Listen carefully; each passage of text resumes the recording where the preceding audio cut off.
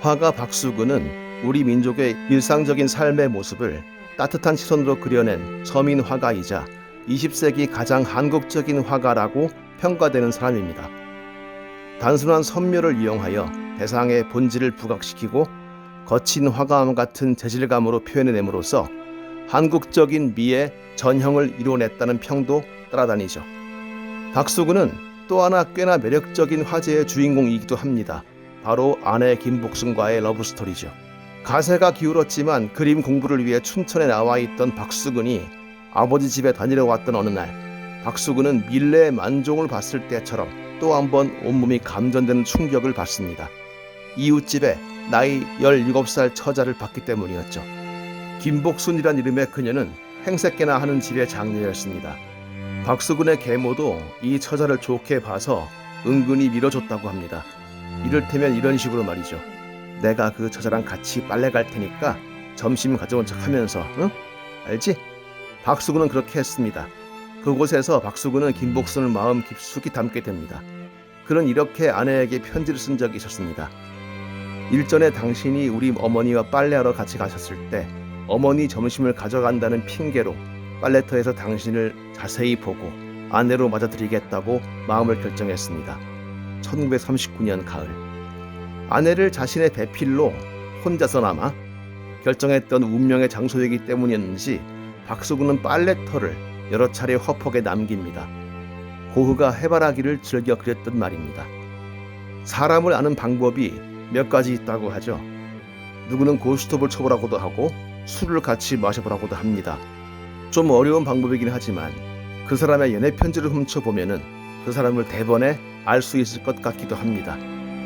그럼 박수근이 쓴 연애 편지를 한번 들여다보겠습니다. 나는 그림 그리는 사람입니다. 재산이라곤 붓과 팔레트밖에 없습니다.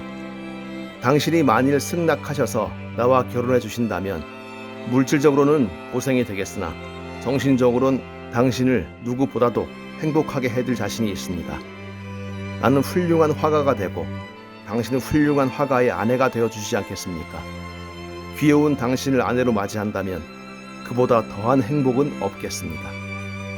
그림 재주에 비하면 보잘것없는 글재주로 보일 수도 있겠지만 뭔가를 숨기기에는 속이 훤히 들여다 보이고 어느 추위에도 손을 잡으면 그 손이 따뜻할 듯한 우직한 남자 하나가 여자의 답을 학수고대하며 조마조마하고 있는 모습이 그려지지 않습니까? 이 청년이 마음을 졸일만도 한 것이 빨래터의 김복순은 부잣집 장녀였습니다. 즉 학교도 제대로 안 나온 가난한 화가에게 시집갈 이유는 별로 없었다는 뜻이죠. 그러나 천생연분은 확실히 있나 봅니다. 글쎄 이 부잣집 장녀는 어렸을 때부터 이렇게 기도를 해왔다고 하니까요. 이 다음에 커서 제가 시집갈 때는 우리처럼 부잣집으로 가게 하지 마시고 하루 세끼 조죽을 끓여 먹어도 좋으니 예수님 믿고 깨끗하게 사는 집으로 시집가게 해주세요. 아마도 김복순의 아버지가 무척 방탕한 모습을 보였나 봅니다. 천신만고 우여곡절 끝에 둘은 결혼했지만 김복순의 친정 아버지는 딸이 가난한 화가와 살면서 무진 고생을 할 것이라 예감했고 그 예감은 맞아떨어졌습니다. 실제로 박수근 부부의 삶은 신산 그 자체였죠. 전쟁과 가난 사이에 아들 둘을 잃은 슬픔도 겪었고 미군 PX에서 미군들의 초상화를 그려주며 연명해야 했으니까요. 하지만 그 와중에도 평생토록 변치 않았던 것은 저 담담하면서도 절절한 연애 편지로 한 여자의 마음을 사로잡았던 박수근의 지고지순한 사랑이었습니다. 김복순 본인의 회고입니다.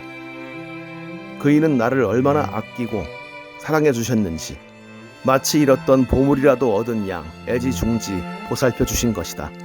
또 너무나 진중하시고 점잖은 분이어서 남편이라기보다 어머니 같고 오빠어더 같은 분으로 한없이 존경의 념을 갖게 하는 분이었다. 여자가 남자에 대한 사랑을 이야기할 때 아버지 같다는 표현은 여러 번 들었지만 남편을 두고 어머니 같은 분이라고 하는 것은 들어본 적이 없습니다.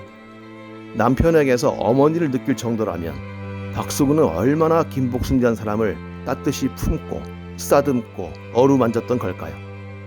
태평양 전쟁 말기에 극심한 생활고 때문에 아내가 젖먹이 아들을 들쳐업고 뙤약볕 밑에서 일을 해야 했던 시절, 갑자기 박수군이 양산을 들고 나타납니다. 이건 당신 거라면서 말입니다. 끼니도 잊기 힘든 판에 웬 양산이냐 캐묻는 아내 앞에서 박수군의 맥없는 답은 이랬습니다. 당신이 뙤약볕 밑에서 너무 힘들게 오가는 게 가슴이 아파서 어느 상점에서 훔쳐온 거요. 부부는 실랑이를 벌입니다. 우리 나라 빼앗고 떼돈을 벌고 있는 일본 가게 것이니 그냥 쓰시오. 안 돼요. 저는 그거 못 써요. 돌려주세요. 수십 년 세월이 흐른 뒤 남편이 돌아간 후에도 아내는 그 뜨거운 사랑을 생각하면 지금도 몸둘 바를 모를 지경이라고 수레하기도 했었죠. 아들의 회고를 들어봐도 그 부부가 어려운 상황에서 얼마나 서로를 즐겁게 하면서 살았는지를 알 수 있습니다. 아버지는 노래를 못하신다. 노래할 일이 생기면 아버지의 표정은 굳어진다. 어머니는 이런 표정을 재밌어했다. 성화에 못 이겨 하모니카로 노래를 대신한다. 뻐꾸기 왈츠에서부터 신나게 선호곡 부러져친다. 그럴 때면 어머니는 음악 소녀가 된다. 정말 아버지의 뻐꾸기 왈츠는 신나는 곡이었다. 노래를 못한다며 타박을 하면 실룩거리면서 인상 구기는 남편. 그걸 보며 깔깔거리는 아내. 그러자 하모니카를 꺼내서는 신나게 불어대는 남편.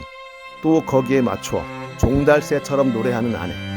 상상의 나래를 펼쳐 이 행복한 풍경을 그리다 보면 그저 입가에 미소가 머금어집니다.